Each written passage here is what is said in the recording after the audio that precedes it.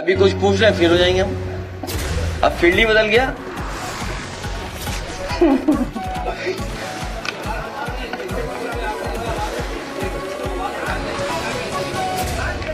देखिए,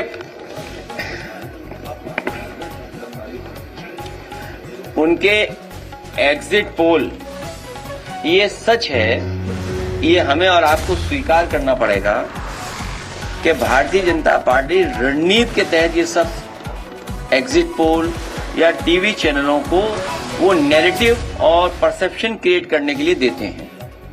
और ये बात भी छिपी नहीं है कि अगर चैनल्स को फंड न किया जाए तो चैनल्स नहीं चलेंगे, क्योंकि उनका प्रतिदिन का खर्चा बहुत है, महीने का खर्चा बहुत है, वो कैसे खर्चा निकलेगा।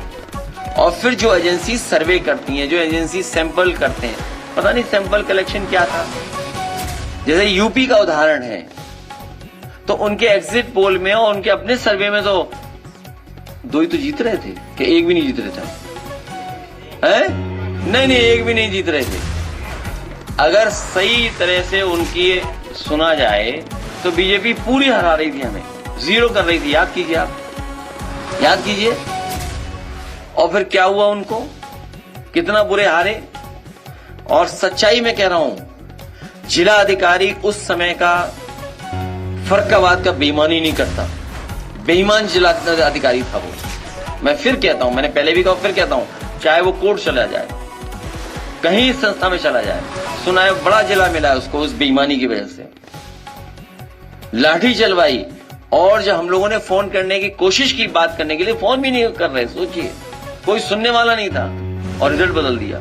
तो ये सब बेईमानी बीजेपी करती है, इसीलिए ये सब करवाया है।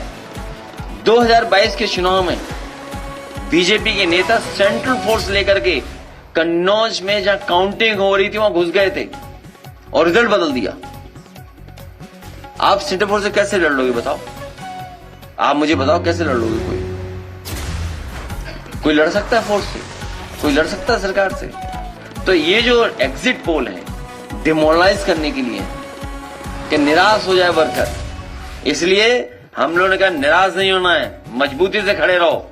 इनकी चंडीगढ़ वाली चोरी सबने पकड़ी है, और सीसीटीवी और तमाम चैनलों पे और तमाम कैमरों पे इनकी चोरी लगातार पकड़ी जाती है, बेईमानी पकड़ी जाती है, इनकी हरकतें पकड़ी जाती हैं। तो बताओ, चंडीगढ़ में चोरी किसने नहीं देखी? बताओ, कोई चैनल बता देना देखा हो। सुप्रीम कोर्ट ने क्या कहा था? तो ये केवल भूमिका तैयार कर रहे हैं जिससे बेईमानी कर सकें।